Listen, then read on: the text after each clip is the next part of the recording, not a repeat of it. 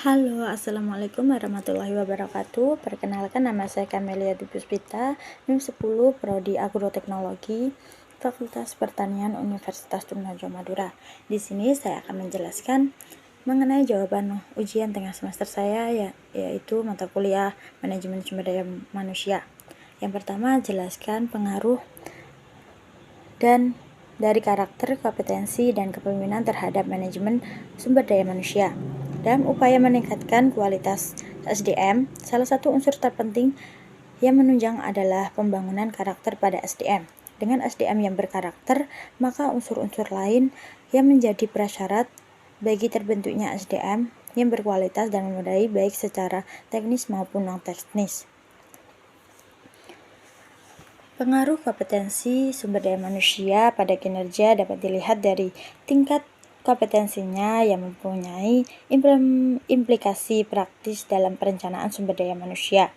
Hal ini dapat dilihat dari gambaran bahwa kompetensi, pengetahuan, dan keahlian cenderung lebih nyata dan relatif berada di permukaan salah satu karakteristik yang dimiliki karyawan.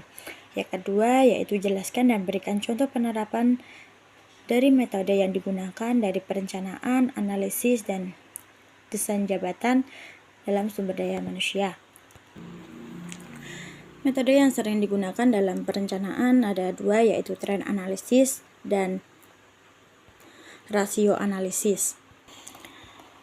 Sedangkan pada desain ada dua metode, yaitu metode simplikasi pekerjaan. Dengan melalui metode ini yang sudah tersusun akan disederhanakan. Teknik ini kemudian akan mengarah ke peningkatan spesialisasi pekerjaan. Yang kedua, metode perluasan kerja. Metode yang telah ada sebelumnya ditambah dan diperluas dengan cara horizontal dan vertikal.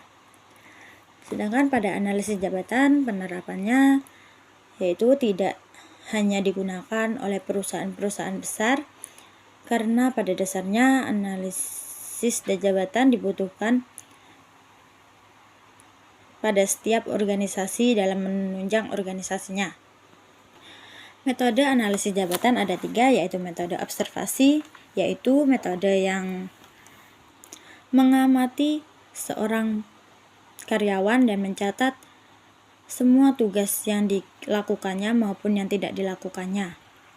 Yang kedua, metode wawancara, yaitu metode pengumpulan data dan informasi dengan cara mengajukan pertanyaan langsung kepada karyawan. Yang ketiga, metode kuesioner, metode pengumpulan data dan informasi untuk analisis jabatan yang sering dilakukan.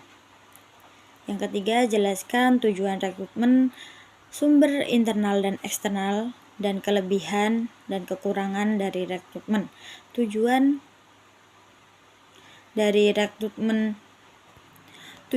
rekrutmen adalah untuk memenuhi penawaran sebanyak mungkin dari calon-calon karyawan, sehingga organisasi memiliki peluang besar untuk standar kualifikasi organisasinya. Sumber kandidat SDM dapat diperoleh dari rekrutmen karyawan yang dibagi menjadi dua, yaitu internal dan eksternal, yang masing-masing memiliki kelebihan dan kekurangan. Yang pertama, rekrutmen internal, yaitu proses pengisian peran terbuka dengan memanfaatkan sumber daya manusia internal perusahaan.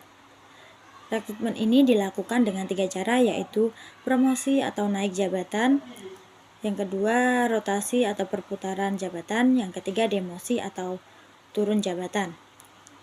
Rekrutmen internal memiliki kelebihan meningkatkan motivasi karyawan, menghemat biaya rekrutmen, mempersingkat waktu perekrutan, dan tidak membutuhkan proses adaptasi. Kekurangannya yaitu berorientasi pada senioritas dibanding kualitas. Yang kedua, rekrutmen eksternal, yaitu peran kosong di perusahaan melalui proses hiring karyawan baru dari luar perusahaan. Keuntungannya, dengan sumber kandidat yang beragam, rekrutmen ini membuka peluang untuk mendapatkan kandidat paling berkualitas dan paling tepat. Kekurangannya yaitu memakan biaya lebih besar, waktu yang lebih banyak, membutuhkan proses adaptasi karyawan baru, serta dapat melemahkan semangat karyawan lama di perusahaan.